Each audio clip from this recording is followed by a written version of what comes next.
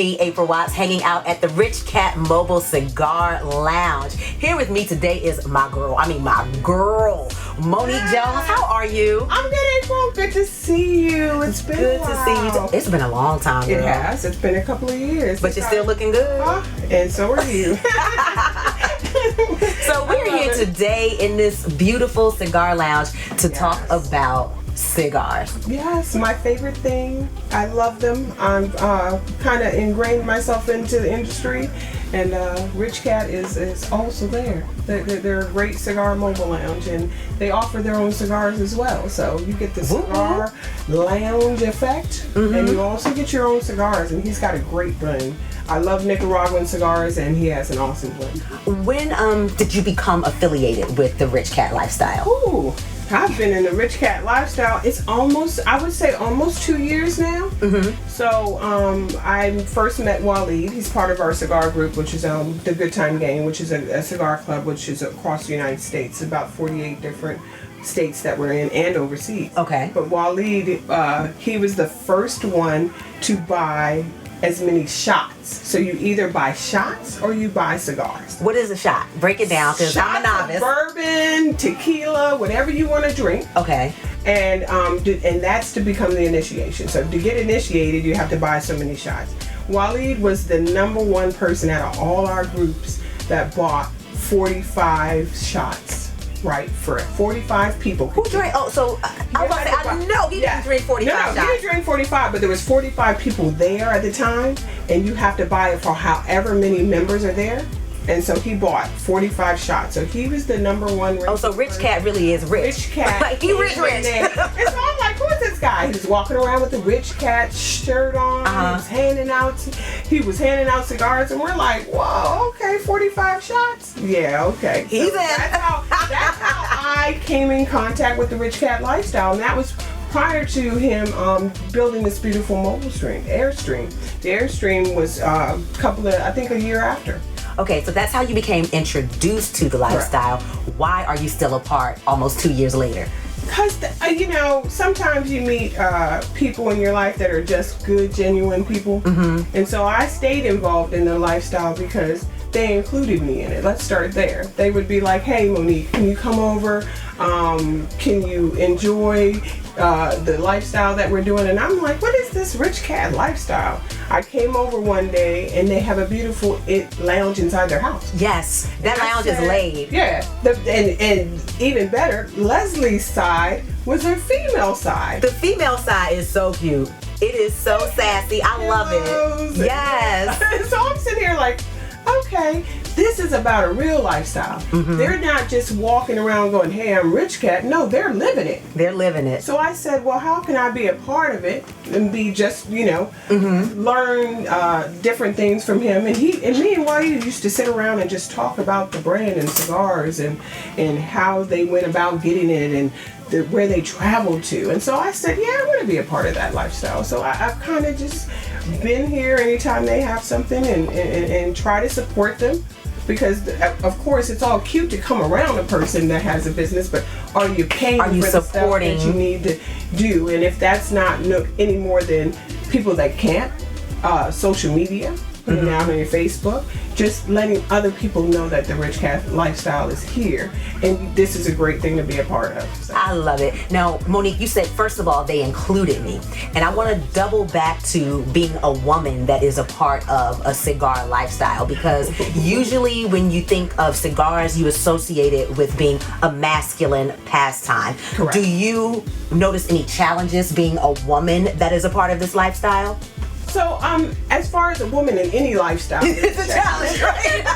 Let's get be perfectly clear. Yes. But I call myself, my forte is male-dominated industries. Let me say we're going to talk about that later, but go ahead. I'm kind of like, if I'm in the lifestyle, or if it's something they say women can't do, I'm her. Like, I want to come see what it's like on the other side. I don't want to do everything men do, because they're men. They're men. And I let men be men. Yes. But I want to partake in some of those things. So the cigar industry was just one that you get in and you meet all kinds of people.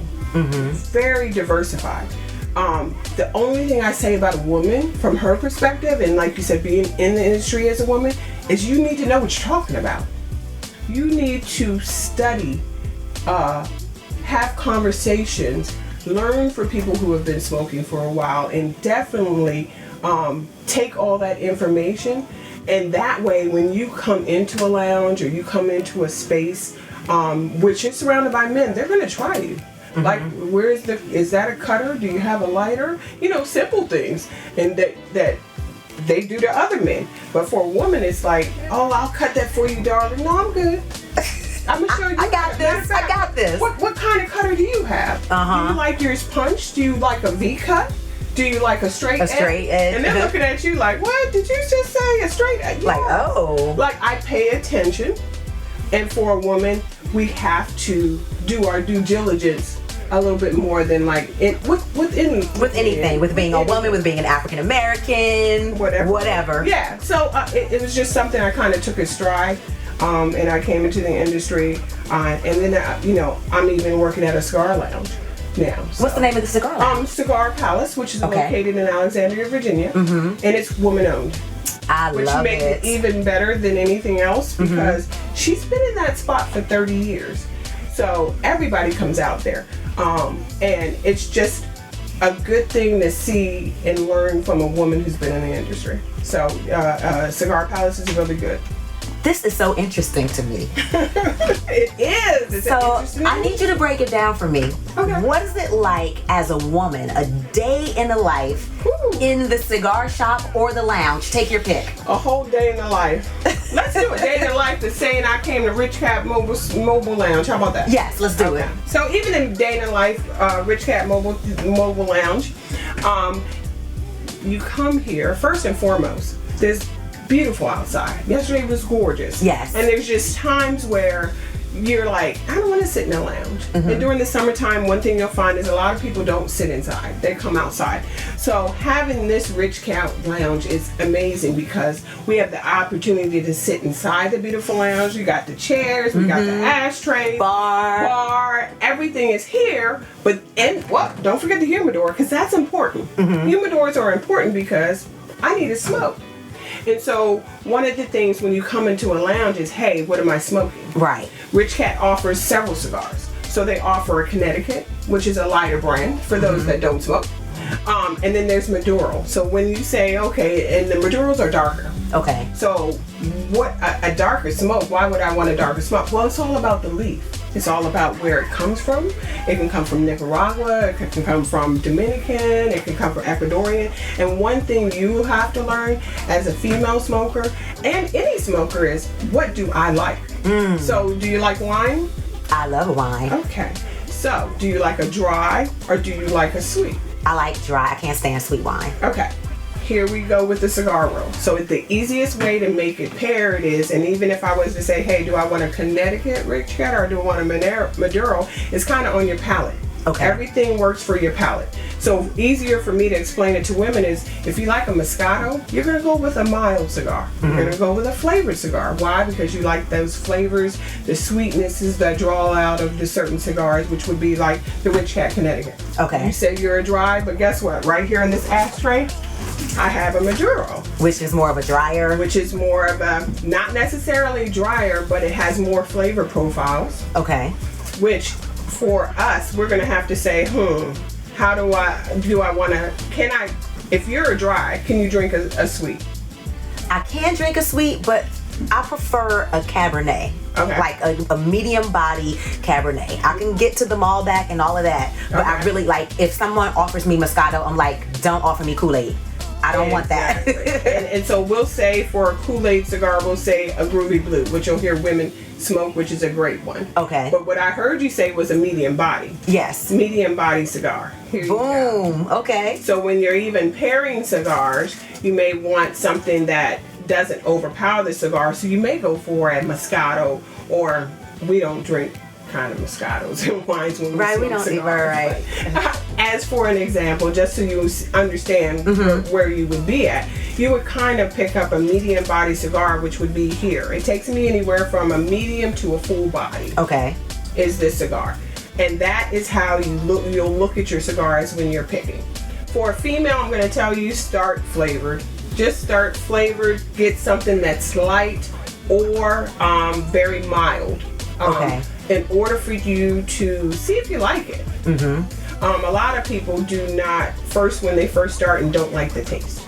Okay. So, and it's an acquired taste. Acquired, exactly. You take the words right out of my mouth. Just like coffee or anything else. And just like wines. Like at one point I tried Moscatos, and now I like full bodies. When I started smoking, I smoked Cuba Cubas, and now I'm smoking Padrones, or I'm smoking a Davidoff, or I'm smoking a Placencia. I'm smoking some. You know your stuff, girl. Like, it's rolling. I'm smoking a Richkat right now. Yes. So when you get the cigar, first thing you're gonna do is take it out of the wrapper. Some of them come wrapped with cellophane, some don't.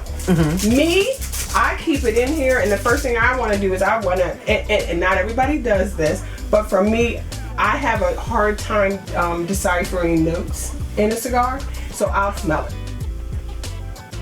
And I'll be like, okay, either I'll smell it or I will retrohale in order to actually taste it. Because some people say it's about the flavors. So this one smells good, and one guy's analogy to me was it smells like raisins. That's how you know you have a Nicaraguan cigar. And this one smells like raisins. Let me smell it. So you just want to hold your nose and take a little whiff. It does smell like raisins. And that's how That is so interesting. Oh my goodness. It smells like raisins. And I was like, oh, raisins. So that would be my analogy for it. But the next thing I do is for this, and it's real simple. Cigars are easy. You got the head, you got the cap, and guess what this is? A foot. A foot. We have a foot, we got a head, we got a cap. Got a cap. Boom. Same thing. Okay. So you make a decision on how you want to cut it. Cutting it is specialized in how much draw you get out of it. Okay.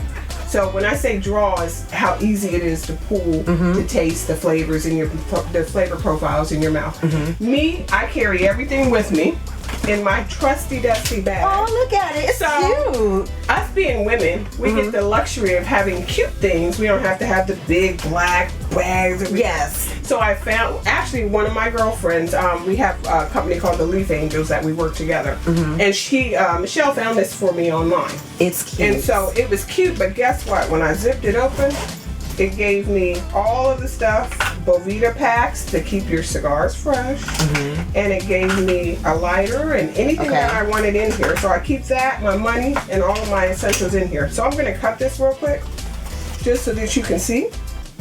So I have, this is, feel how heavy that is. Oh, it's heavy. The only thing about it. It's heavy. But the reason I use this because it offers me what we call a V cut, which is a V, which I love because it gives more draw.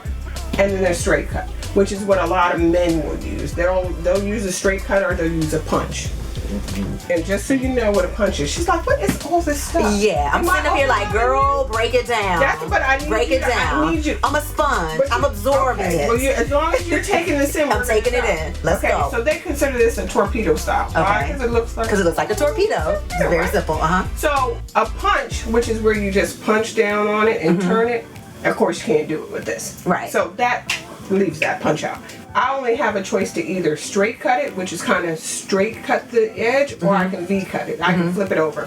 And then I always do a V, but, and you know, we're girlfriends, right? Yes, we're girlfriends. All right. So there's this one cut that they keep telling me about, that if you cut it sideways, it's called the Dick Mon cut. Wait. I'm gonna rewind, selector. Right. It's called what? The Dick Mon cut. And Dick Mon cut. What is that about? Cause when you say dick, I'm sorry, I'm just like, but the first, my mind goes. The first words that went in my mouth when they said the Dick Mon, I was like, you mean the side dick cut? The guy was like, you crazy girl. I was like, no, we gonna get a side dick cut? Yeah, we gonna. I don't want no side dick now. I'm just saying. No, it's yours, but it's on the side. It's on the side. But okay. We're gonna go with the cut that I like, which is the the V. The Dick Mon is just halfway. And what does that do? It helps pull it better for a torpedo because. But why is it called Dick Mon? I'm sorry, like I'm stuck on the dick. See, why is it called Dick Mon? Is it because the person who created it? Called Dick Mon? Siri, Alexa, somebody help us. Google gotta tell me. I don't know. Okay, all right. I can read on it.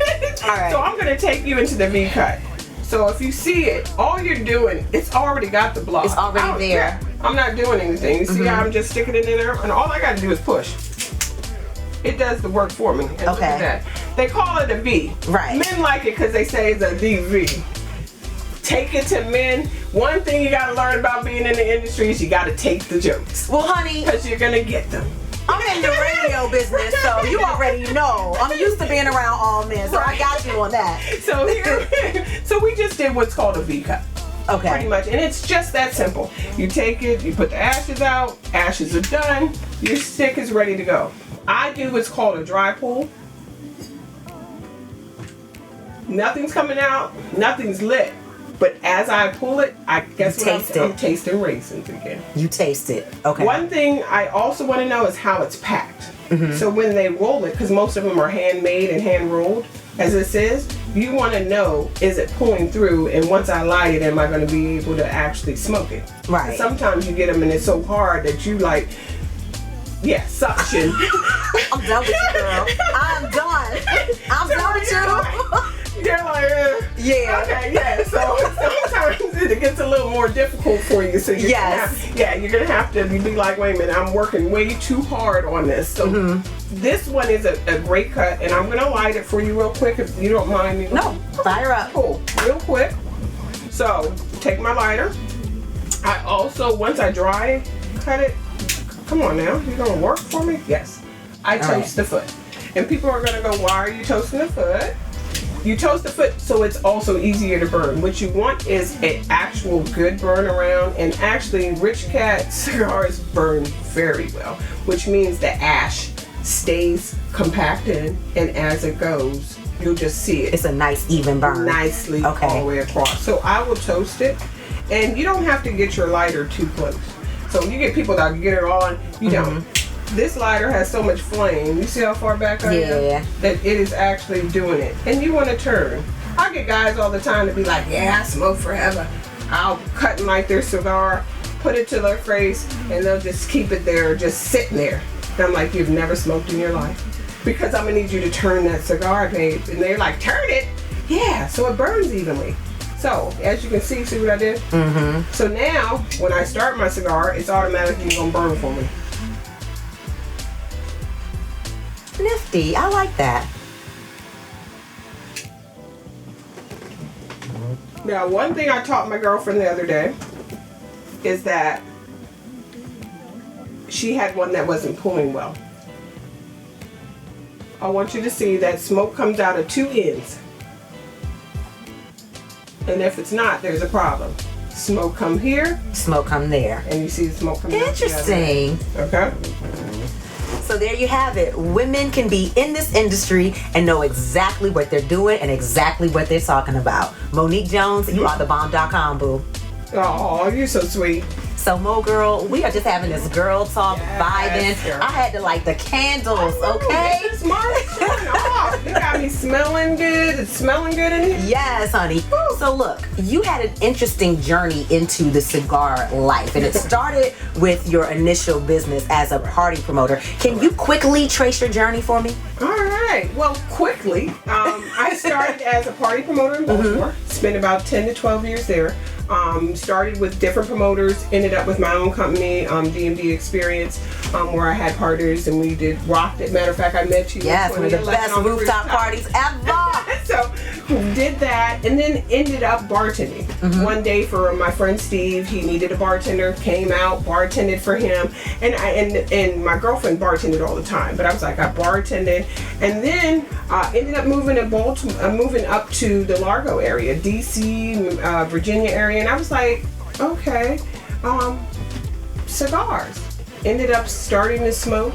One of my girls in Baltimore started me. Ended up heavy up here into cigars, and I decided that, hey, bartending, cigars, just kind of goes together. Every time I go to a lounge, somebody's got a drink in their hand. And if it's not a cigar in one hand, it's a drink in the other. And I was like, okay. So I was bar tech down there. I was called Your Favorite Bar Tech. So everybody knew me. I had my shirts on with my company. I did mobile bartending, and I would be Your Favorite Bar Tech. So I was like, how can I easily just make the transition without taking away from the brand that I've already built? So I started Cigar Bar Tech.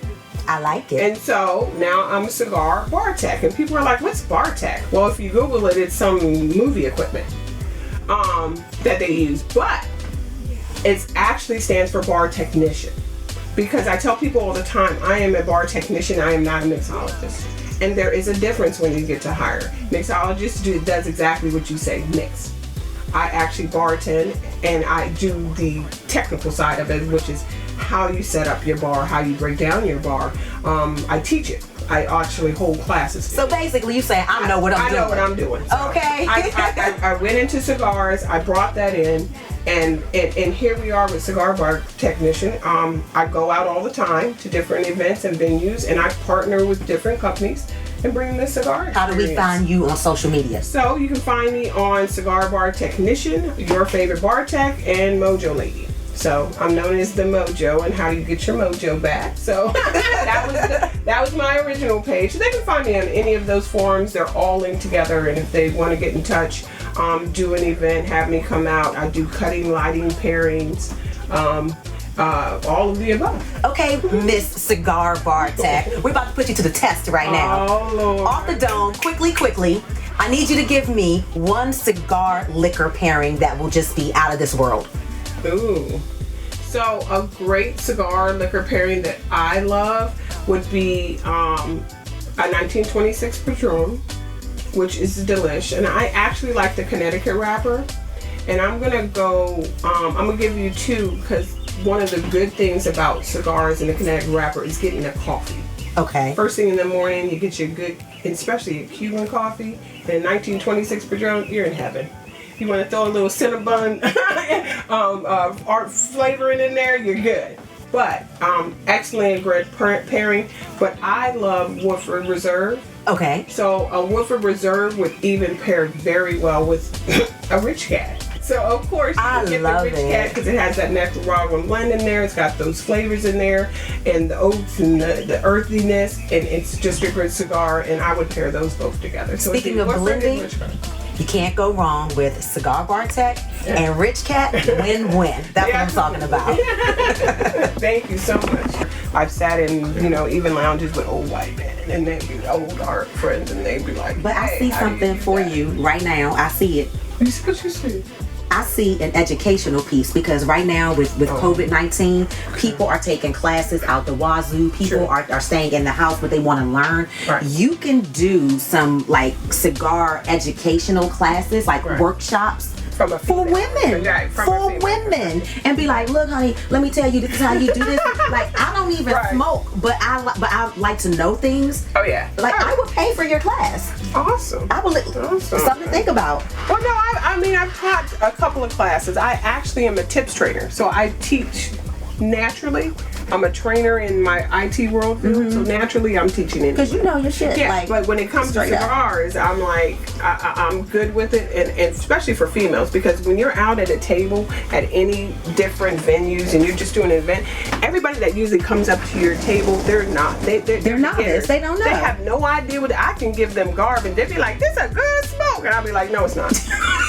But you don't go ahead and take it because I gave it to you and I told you it was a good smoke. Right. Half of it is selling it. Right. But what I want to do is always make sure, especially for the females. I had a guy come up real quick, came up to the table, and he's like, I want her to smoke, I want her to smoke a Padron. I'm like, yeah, no, but she's never had a cigar. Right. What I don't want men to do is tell us women, what we want. First, I need you to try something mild. Right. I don't want to run you off. I want you to try something that may be okay for your palate. If you taste it and go, no, I'm not going to be able to do this, I'm good with that. Right. At least I know where to take you at, and I know where to lead your palate to. And that's more important at a point, that people don't look at that. Too, just like, when I go out to dinner with a man, I don't need him ordering for me. I don't want you to tell me what I want to eat.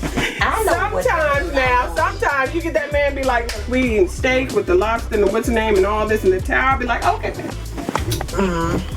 You're like, no. Nah, like only after I've gone on a few dates and we have that comfort level, and then he's like, you know what, babe? Here's something that I think you would love. How about trying this? But like, I've literally had men try to order for me. Like, just because you paying for a nigga don't mean you tell me what I want to eat.